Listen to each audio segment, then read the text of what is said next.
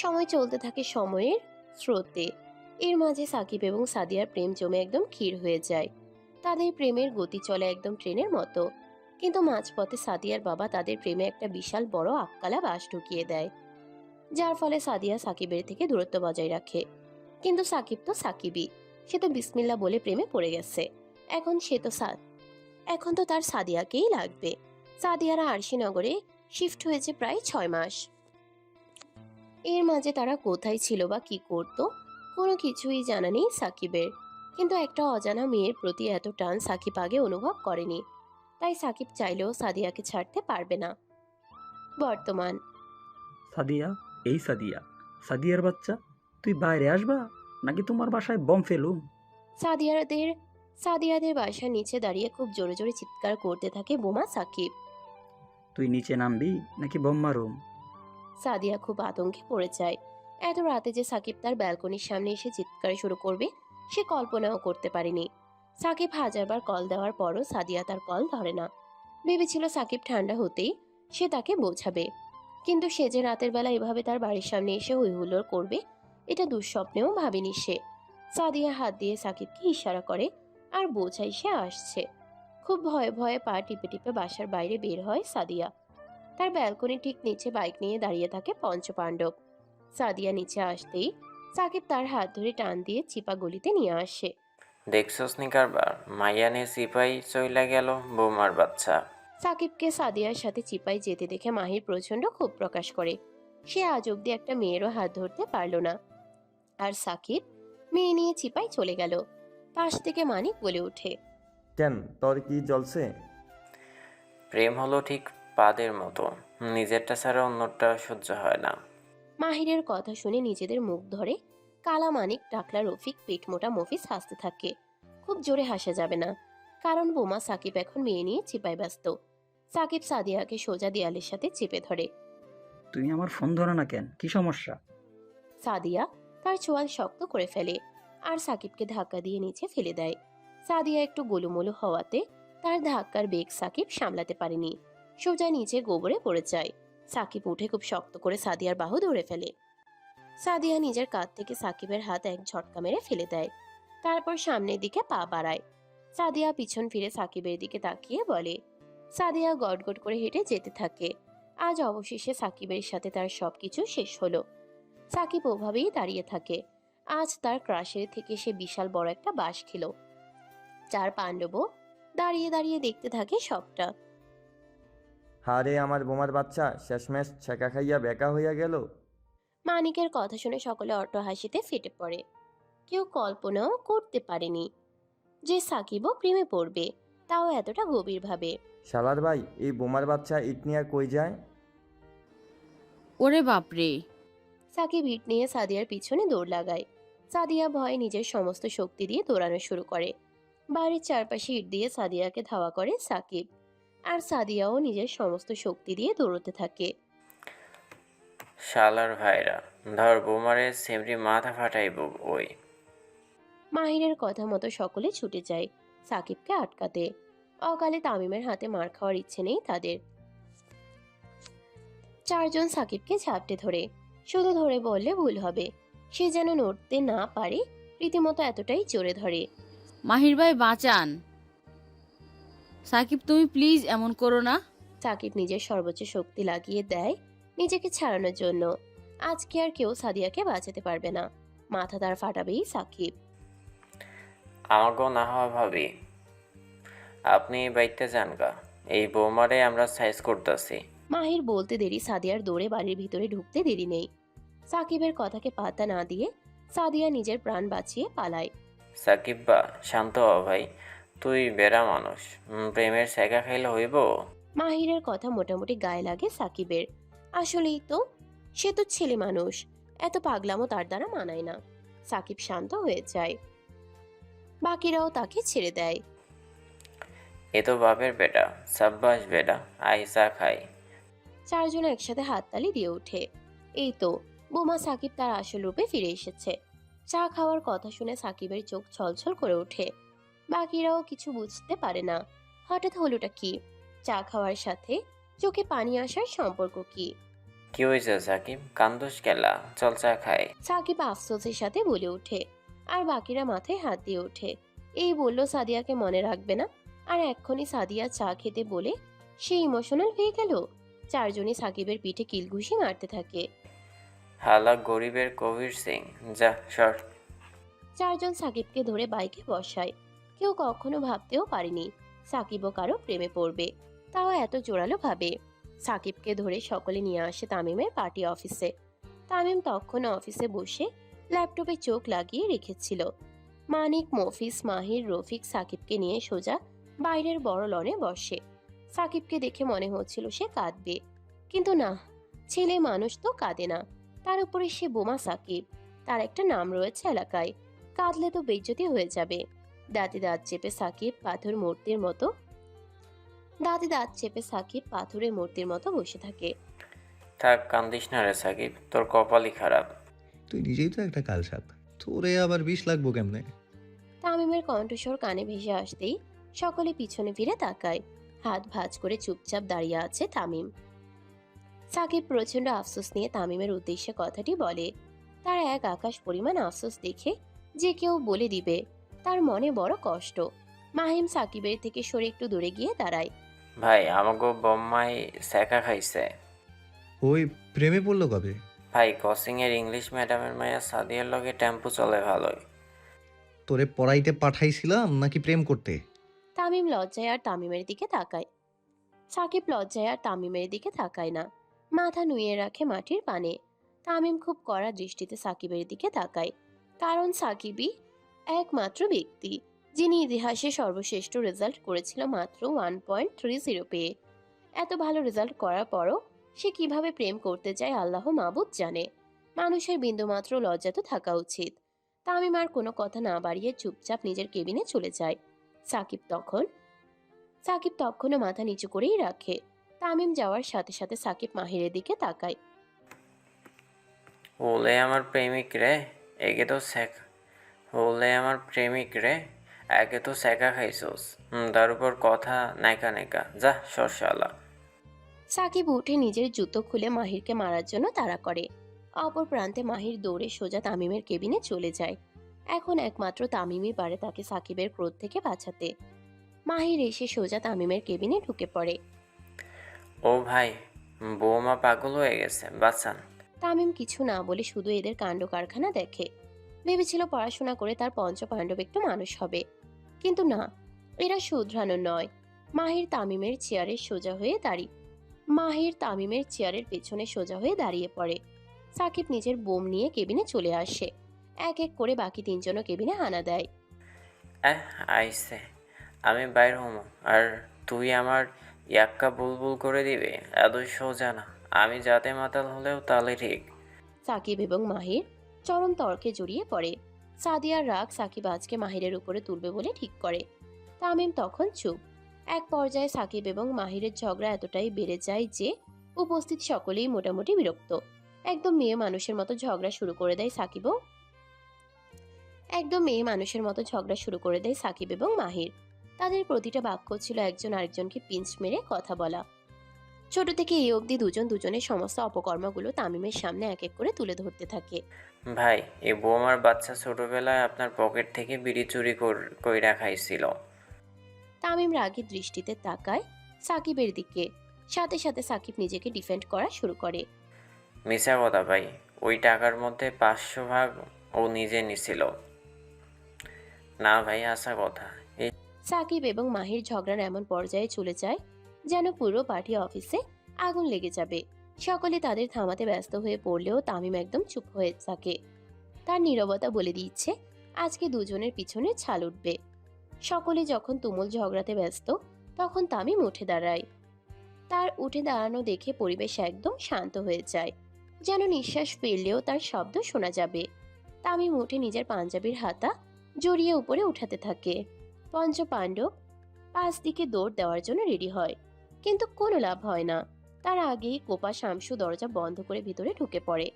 পঞ্চপাণ্ডব ভয়ে ভয়ে তামিমের দিকে তাকায়, তারপর একজন আরেকজনের পিছনে। মাহির এবং সাকিব একজন আরেকজনের পিছনের দিকে তাকিয়ে একসাথে বলে ওঠে, আকাশ ভরা তারা। কিছুক্ষণ পর ইস, শীতের মধ্যে আয় হায়। সইরা রফিক, আমি পা লড়াইতে পারবো না। তুই সর, ইউমা বি। প্রায় আধ ঘন্টা ধরে চলে তামিমের লাঠি চার্জ। সাকিবের জন্য বাকি চারজনও মার খায়। প্রত্যেকের পিছনের ছাল তুলে ফেলা হয়। এক পর্যায়ে সকলে মাটিতেই কাত হয়ে শুয়ে থাকে, কারণ সরাসরি বসার মতো কোনো পন্থা নেই তাদের। পিছনের অবস্থা বড়ই করুণ তাদের। তাই সকলে মিলে সাকিবকে ধরে। আজকে তার জন্য বাকি চারজনের এই অব- আজকে তার জন্য বাকি চারজনের এই করুণ অবস্থা। সকলে প্রচন্ড ক্ষোভ নিয়ে তাকায় সাকিবের দিকে। সাকিব হালকা নেড়ে সাকিব হালকা নড়ে নিজের পকেট থেকে কালো চশমা বের করে চোখে পড়ে ফেলে। মার খেয়ে সকলে যতটা না বিরক্ত, তার থেকেও বেশি বিরক্ত সাকিবের গান শুনে। একটা মানুষ কতটা নির্লজ্জ হলে এভাবে গান গাইতে পারে জানা নেই তাদের। রাত তখন 12টার বেশি। আজ এই পঞ্চ পাণ্ডবের জন্য তামিমের বাড়ি ফিরতে অনেকটাই দেরি হয়ে যায়। সুভার সাথে তেমন একটা কথা হয়নি তামিমের। কল করেছিল তামিম দুবার, কিন্তু সুভা ধরেনি। হয়তো তার ভাইয়ের রুমে ছিল। ইদানিং সৌরভের হেলথ কন্ডিশন আগের থেকে অনেকটাই ইমপ্রুভ করছে, তাই সুভার পুরো ধ্যান থাকে তার ভাইয়ের উপরে। যদি কোমা থেকে উঠে তাকে খুঁজে আর দেখতে না পায় তখন। তাই তামিমও তেমন একটা গা গ্যারাজ্জি করেনি, মনোযোগ দিয়ে কাজ করতে থাকে। রাত তখন 12:53। সরকার বাড়ির মূল ফটকে তামিমের গাড়ি এসে থামে। গাড়ি থেকে নামতেই তামিম দেখে তার আব্বাজান এখনো গার্ডেনে একা একা বসে রয়েছে। সচরাচর বেশি রাত অবধি জাগেন না তানভীর সরকার। আয়েশা সরকারের সাথে বিয়ের পর থেকে তার মতো ভালো মানুষ আর দুটো খুঁজে পাওয়া যায় না। তামিম সোজা তার আব্বাজানের কাছে চলে যায়। আসসালামু আলাইকুম আব্বাজান। তানভীর সরকার চোখের ইশারা দিয়ে তামিমের সালামের উত্তর নেয়। তারপর তাকে কাছে ডাকে। তামিম গিয়ে সোজা তার পায়ের কাছে গিয়ে বসে পড়ে। এই দুনিয়াতে আপনি কাকে সব থেকে বেশি ভালোবাসেন তামিম? আপনাকে আব্বাজান। তানভীর সরকার তামিমের হাত ধরে চুমুক খায়। তামিম একটা ধাঁধার মধ্যে চলে যায়। একটা চিন্তা তার মাঝে দেখা দিতে শুরু করে। তার আব্বাকে কখনো সে এত আবেগী হতে দেখেনি, কিন্তু আজ মনে হচ্ছে কোনো না কোনো বিষয় রয়েছে। জি আব্বা, আমার আম্মাকে। কিসের ভয় আব্বা? তামিম তার বাবার হাত শক্ত করে ধরে, চোখ দিয়ে আশ্বস্ত করে কিছু হবে। যে অতীত সকলের অজানা, সেটা অজানাই থাকবে। সরকার ভাইও ভয় পায়? বিষয়টা কেমন বেমানান না আব্বা? তানভীর সরকার আর কিছু না বলে তামিমের গালে আদুরে চড় মারে ধীরে। তানভীর সরকার তামিমকে ঘরে পাঠিয়ে নিজে গার্ডেনে বসে থাকে। সিগারেটের ধোঁয়া উড়াতে উড়াতে আকাশের পানে তাকায়। আমি ক্ষমতায় চলি না, ক্ষমতা আমার দ্বারা চলে। কক্ষে এসে তামিম দেখতে পায় কমফোর্টার মুড়ি দিয়ে একদম ছোট বাচ্চাদের মতো শুয়ে থাকে শোভা। একটা মানুষ কতটা স্নিগ্ধ হলে তাকে ঘুমালেও পরীর মতো লাগে। ঘুমন্ত শোভার উদ্দেশ্যে নিজের প্রেম নিবেদন করে তামিম, কিন্তু তার এই প্রেমময় বাক্য শোনার জন্য শোভা জেগে নেই, ঘুমিয়ে আছে গভীর নিদ্রাতে। তামিম সোজা ওয়াশরুমে চলে যায়। একটা লম্বা শাওয়ারের প্রয়োজন তার। সারাদিন অনেক ধকল গেছে তার। বেশ লম্বা একটা শাওয়ার নিয়ে শুধুমাত্র তয়লা পেঁচিয়ে বেরিয়ে আসে তামিম। পুরো শরীরে পানি লেগে রয়েছে এখনো। হয়ে গেছে। শোভার কণ্ঠস্বর কানে ভেসে আসতেই একগাল হাসি দিয়ে তাকায় তামিম তার পানে। শোভা টি টেবিলে খাবারগুলো সুন্দর করে গুছিয়ে রাখছে। হয়তো কিছুক্ষণ আগেই গরম করে এনেছে সে। তামিম এসে সোজা শোভাকে পিছন থেকে জড়িয়ে ধরে। ঘুমাওনি পরি? আপনাকে ছাড়া ঘুম আসে? আমি যে দেখলাম বিলাইয়ের বাচ্চার মতো ঘুমিয়েছিলে। ঘুমাইনি, চোখকে বিশ্রাম দিচ্ছিলাম। তামিম শোভাকে ঘুরিয়ে নিজের দিকে ফেরায়। শীতের মাঝ বরাবর চুমো খায় শোভার। আমি তোমাকে অনেক ভালোবাসি সকাল, যতটা পরিমাণ করা যায় না তার থেকেও বেশি। আমি যদি কখনো মারা যাই তখন কি করবেন? তোর লাশ নিয়ে সংসার করব, বজ্জাত পোলাপান। শোভার মৃত্যুর কথা শুনে তামিম প্রচন্ড রেগে যায়। তার মুখের হাসি একেবারে গায়েব হয়ে যায়। মজা করার জন্য মৃত্যুর কথা বলা কি জরুরি?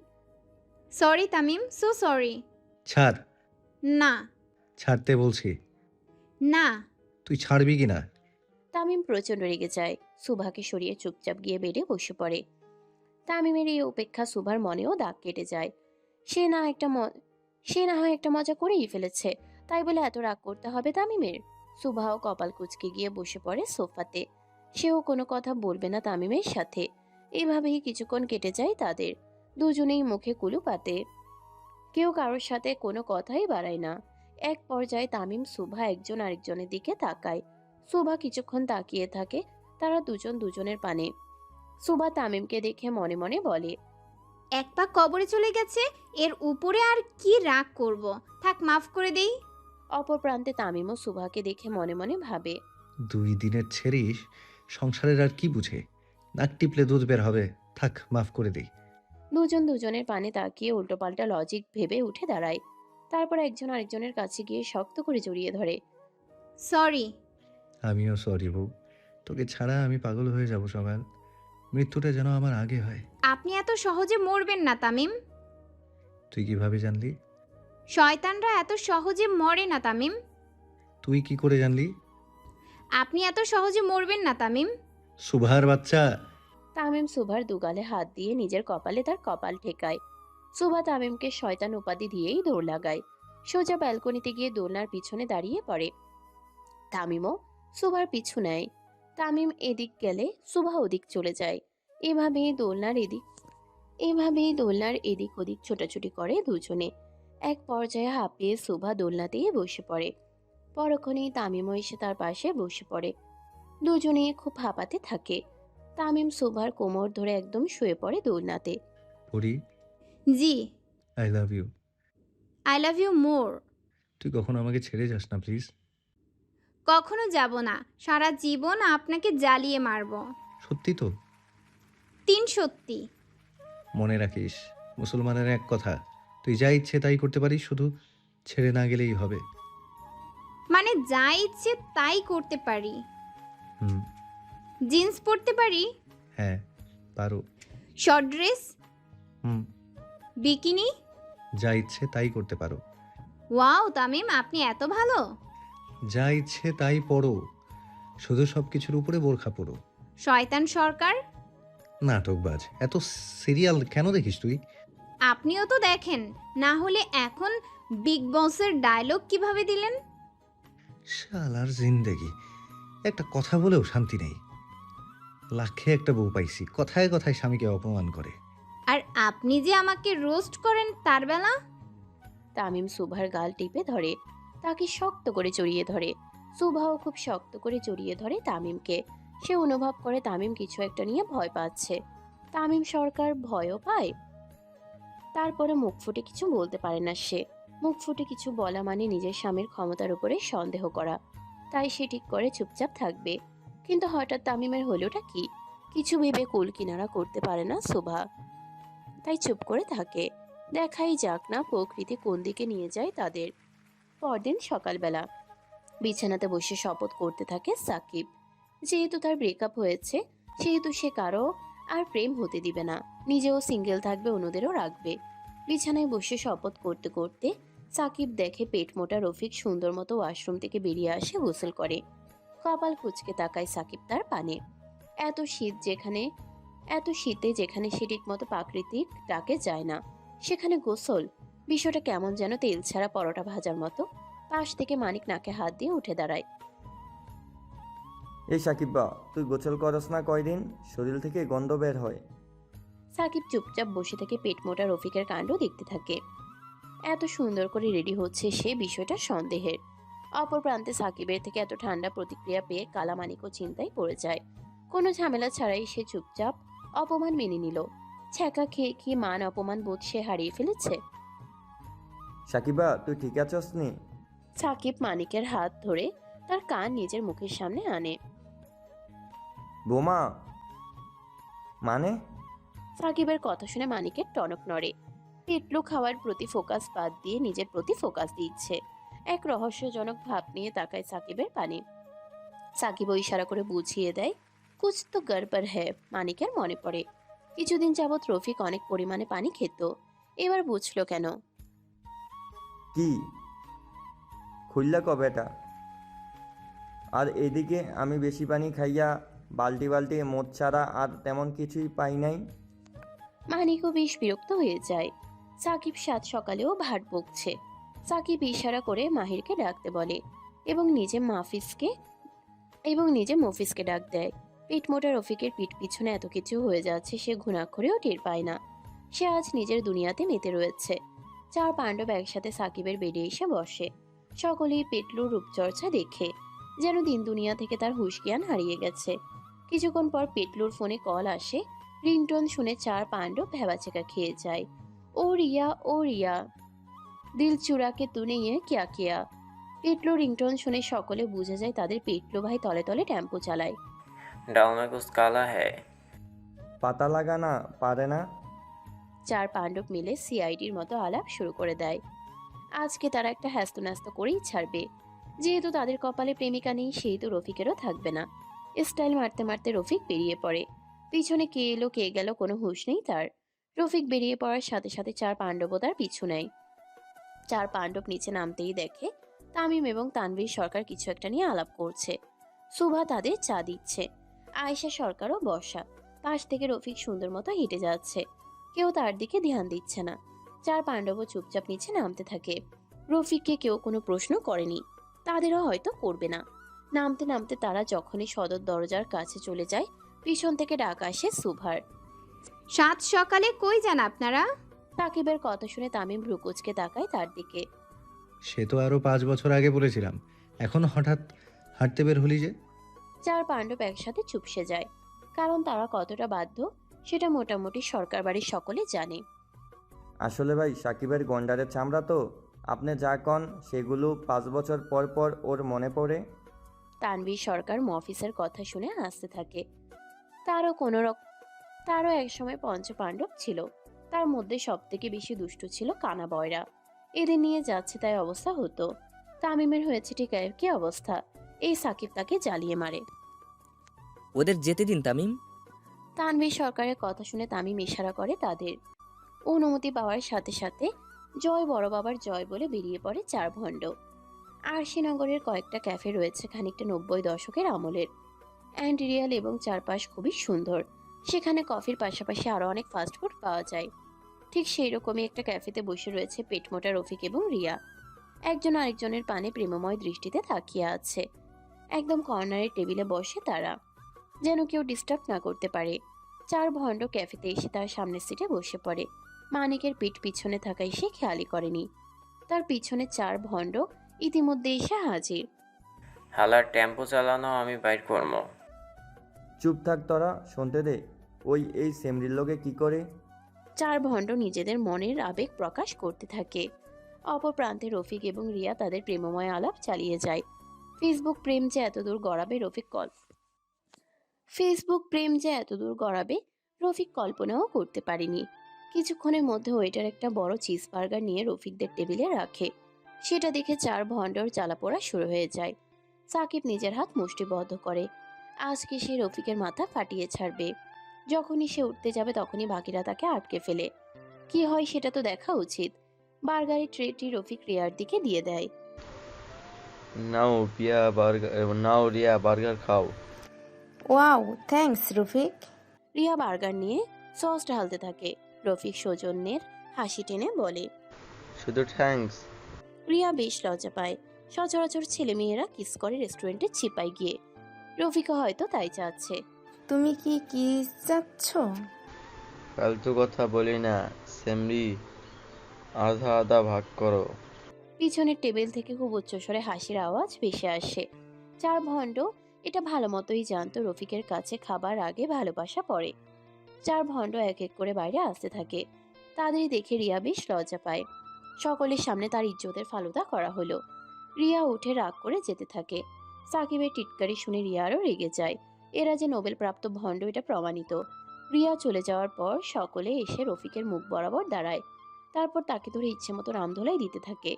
তাদের আজ অবধি একটা বিড়িও খাওয়ালো না, কিন্তু গার্লফ্রেন্ডকে বার্গার খাওয়াচ্ছে। এটার সত্য নিতেই হবে। রফিককে আড়ং ধোলাই দিয়ে তার চেহারার নকশা পরিবর্তন করে দেয় চার ভণ্ড। রফিকও মার খেয়ে চুপচাপ ফ্লোরে বসে হাঁপাতে থাকে।